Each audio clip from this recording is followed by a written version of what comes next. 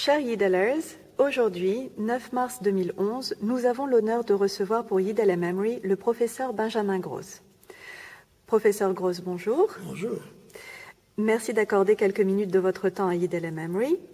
Je rappelle que le professeur Benjamin Gross est né en 1925. Il est le fondateur de l'école Akiva à Strasbourg en 1948, professeur de philosophie juive à l'université de Bar-Ilan en Israël, avant de devenir directeur du département puis doyen de la faculté des lettres et sciences humaines de Bar-Ilan. Auteur de nombreux ouvrages de pensée juive, le professeur Benjamin Gross est un spécialiste mondialement reconnu de la pensée du Maharal de Prague.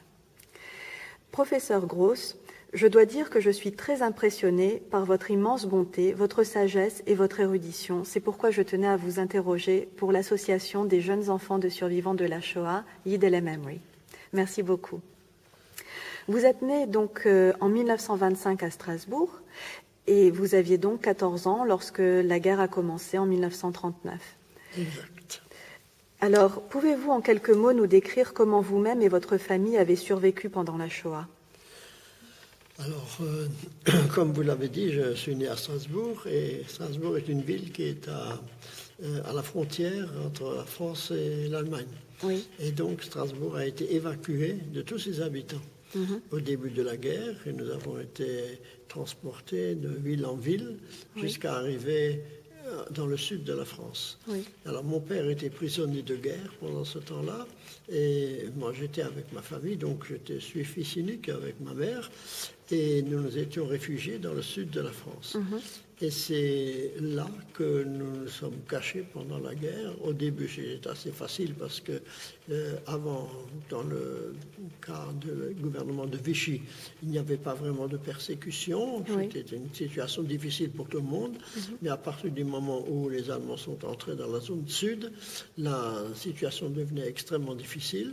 Et nous avons dû nous cacher. Et comme ça, nous avons passé la guerre, ma mère et moi-même. Oui. Mon père est revenu ensuite de captivité car il faisait partie de l'armée, comme il s'occupait de l'infirmerie, donc il a été libéré à un certain moment, et il s'est caché avec ma mère et moi dans un autre endroit, et c'est comme ça que nous avons survécu pendant la guerre. Et vous avez été caché dans quel genre d'endroit ? Alors, ma mère et mon père sont cachés dans un grenier à Limoges, et moi-même, je désirais continuer mes études, j'avais passé la première partie du baccalauréat. Je me suis rendu à Saint-Étienne, d'où je ne connaissais personne. Oui. Et sous un faux nom, je suis allé au lycée et j'ai poursuivi les études.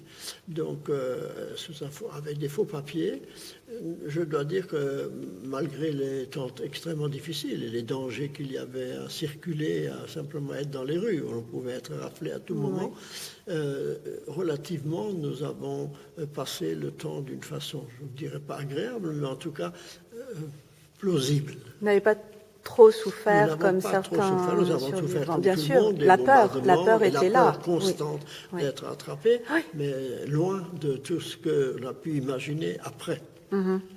Et justement, quelle expérience avez-vous tirée de cette période de la Shoah ? Alors, je dois dire que d'abord, une grande partie de ma famille a disparu. Oui. La famille de mon père, qui était restée en Pologne, a entièrement été exterminée. Une partie de la famille de ma mère également. Donc, il y a beaucoup de membres de ma famille qui ont été exterminés. Mais je crois que plus encore que de la famille, c'est en prenant conscience de ce qui s'est passé pendant la guerre, ce fut un véritable traumatisme d'apprendre ce qui s'est passé. Et encore aujourd'hui, je dois dire qu'il ne se passe presque pas de jour où je ne pense à cela. Un peu dans ce que vous avez ressenti vous-même, à savoir que je pense très souvent que ce qui s'est passé peut se repasser, exactement comme vous le pensez, et que quand on imagine ce qui s'est passé, la tragédie épouvantable de ce que ces gens ont vécu, qui dépasse absolument l'imagination et la cruauté, se dire qu'il peut y avoir aujourd'hui une hésitation s'il faut marcher avec les Juifs ou non, s'il faut les soutenir ou non, est une chose absolument impensable, que le monde n'a pas pris une véritable conscience de ce qui s'est passé. Je crois fondamentalement que l'Europe souffre dans ses profondeurs de ce qui s'est passé dans la Shoah. Il y a aussi longtemps que l'Europe n'aura pas assumé d'une façon consciente et nette le crime qui s'est commis ainsi, et qui est un crime pas seulement des Allemands, mais que cela a pu se passer dans la civilisation occidentale d'une façon générale, pose un problème absolument capital et nous confronte avec des difficultés que je dirais sont incontournables à l'heure actuelle. On ne peut pas imaginer véritablement que si quelqu'un prend conscience de ce qui s'est passé, il puisse pas seulement ne pas sympathiser, mais encore affirmer que tout cela ne s'est pas passé.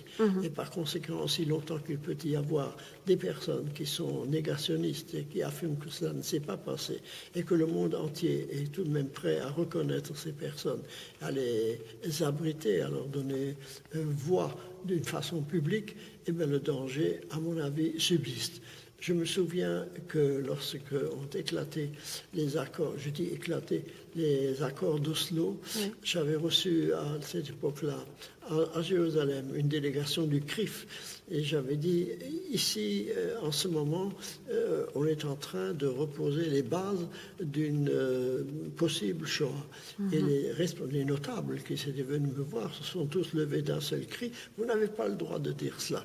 Et depuis, Mais je crois, excusez-moi, je vous coupe, parce que nous avons la même pensée. Je crois que non seulement nous avons le droit, mais nous avons le devoir de dire cela. Je crois, mais ce qui est frappant, c'est l'incompréhension qu'il y avait de ces personnes de bonne volonté, mais qui ne voyaient pas à longue distance ce qui pouvait se produire. Et depuis, des années ont passé, mais depuis que ces années ont passé, je suis de plus en plus persuadé qu'il se prépare, à Dieu ne plaise, un événement d'une extrême gravité qui risque non seulement d'entraîner le judaïsme, mais les juifs, mais également le monde entier et la civilisation telle que nous l'avons vécue jusqu'à présent.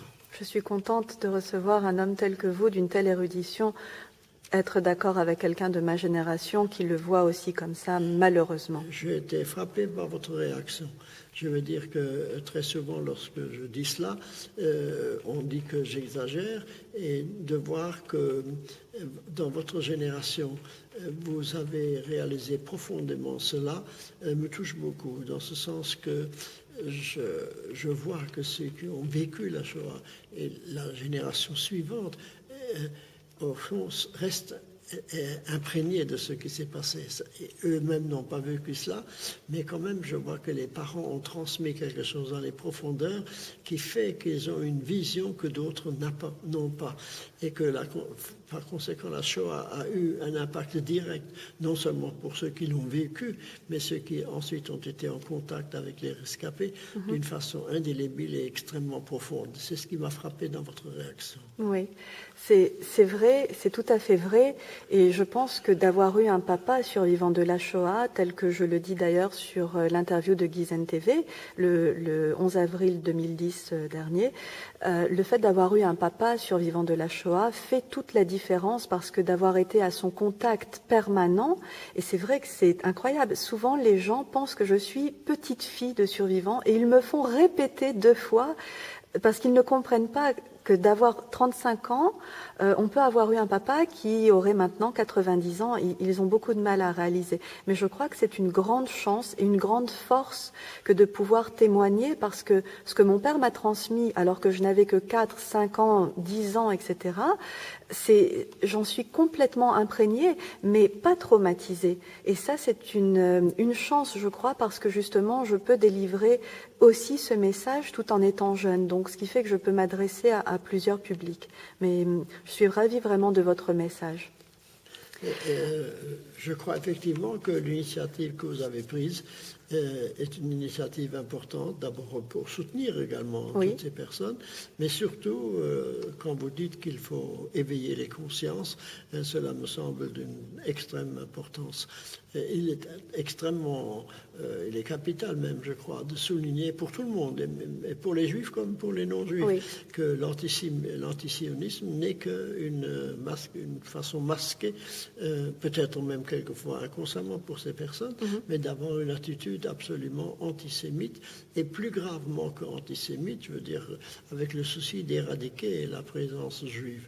Oui. Et c'est un phénomène que nous avons, que ceux qui sont conscients de l'histoire juive d'une manière générale ressentent cela, mais aujourd'hui avec plus de prégnance et plus de vérité qu'autrefois.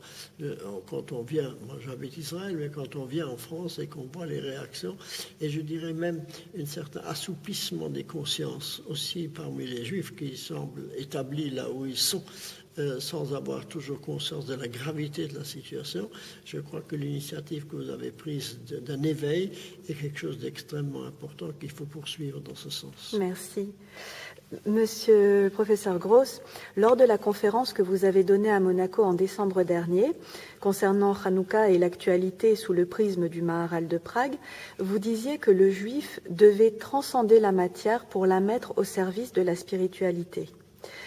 Ne pensez-vous pas parfois que les nazis, en nous appelant des Untermensch, des sous-hommes, n'interpellaient pas, sans s'en rendre compte, bien sûr, la chose spirituelle en nous afin de nous dépasser et être finalement plus que de simples hommes? Votre question souligne une chose, je crois, très générale, que la conscience humaine, quand elle n'est qu'humaine, elle ne suffit pas. Je veux dire par là qu'il y a une dimension de transcendance dans l'être humain qu'il faut souligner, et que si on ne monte pas, on ne reste pas statique, mais on descend. Oui.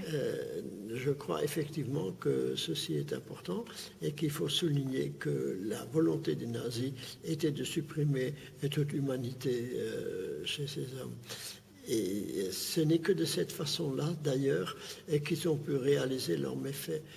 C'est en nous taxant de sous-hommes, c'est-à-dire en considérant que nous ne sommes pas des humains, qu'ils ont trouvé la force, si je pourrais dire, de cette cruauté extraordinaire. Sinon, on ne peut pas comprendre leur réaction. C'est parce qu'ils ont été éduqués pendant très longtemps à nous considérer comme des poux qu'ils ont voulu effectivement nous détruire. Cela, d'une certaine façon, montre combien l'éducation est importante et combien la manière dont on parle et dont on utilise les mots pour qualifier les gens est d'une très grande importance et a une influence considérable, parce que finalement c'est le langage qui a permis, avec la propagande qu'il y a eu, de modeler les consciences allemandes et nazis de telle manière qu'ils ont pu réaliser ces méfaits. Donc il faut aujourd'hui réagir fortement devant cette, je dirais, perversion du langage qui ne respecte pas la dignité des personnes, et montrer combien il est dangereux de pouvoir parler de n'importe quoi, de n'importe quelle façon, et rétablir de ce point la vérité du langage. Monsieur Gross, vous savez que Yid el-Memory s'emploie principalement à deux actions.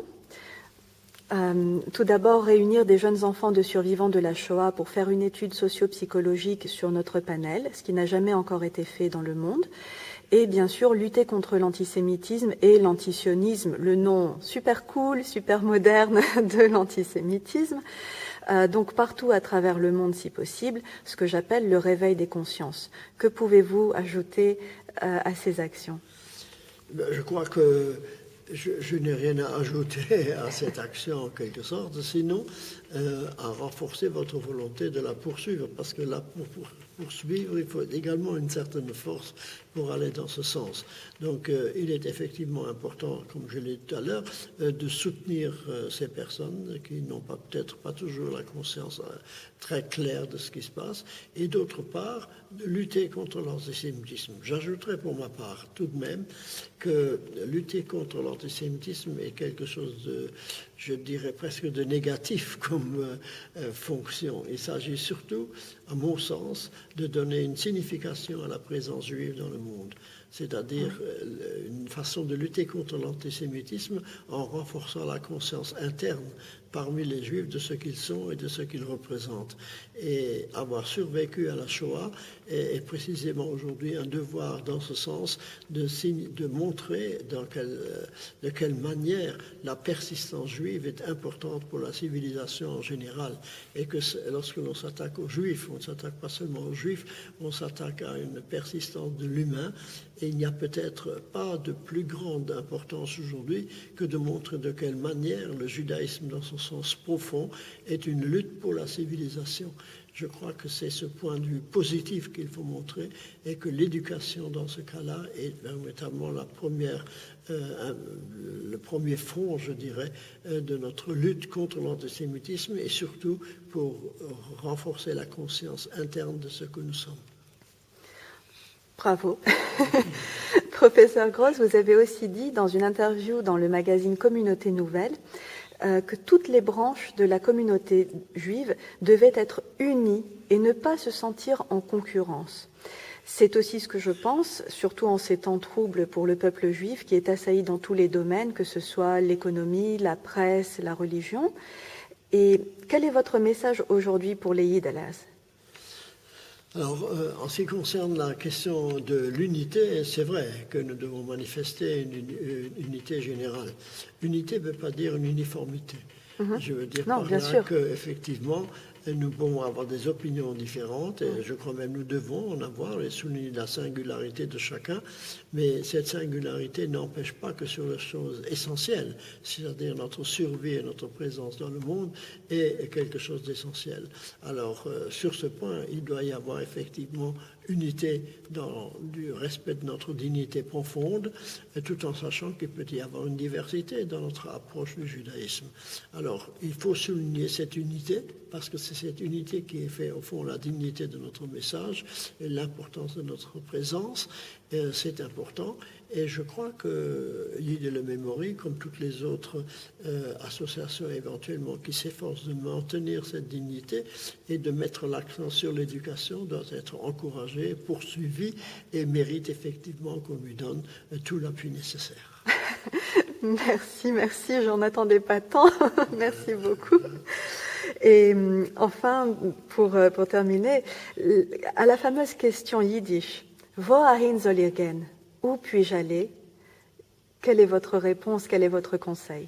Eh bien, écoutez, en ce qui me concerne, j'ai répondu à cette question en quittant la France en 1969, après la guerre des 6 jours, où je me suis dit que l'avenir du judaïsme européen, dans la poursuite à court terme, mais en tout cas à long terme, me semble compromis.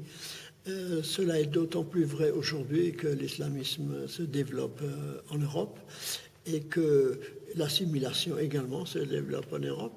Et je crois qu'il est important d'abord que partout où nous sommes, même en Europe, nous renforcions le sens de notre identité, mais surtout que nous donnions notre appui aujourd'hui à l'existence de l'État d'Israël et que tous ceux qui ont la possibilité de le rejoindre le rejoignent, ceux qui n'ont pas la possibilité le soutiennent fermement là où ils sont. Et je crois que c'est aussi un front important vis-à-vis des autres, que chacun prenne conscience que de n'importe quel point du globe où il se trouve, il y a aujourd'hui une centralité d'Israël, et vu l'attaque et la délimitation dont il est l'objet, il est nécessaire absolument que tous se mobilisent et, dans toute la mesure du possible, soutiennent fermement et positivement l'existence de cet État. Et professeur Gross, que pensez-vous du danger que court Israël par rapport à l'arme nucléaire iranienne? Je pense que c'est un danger réel. Naturellement, N'avez-vous pas peur?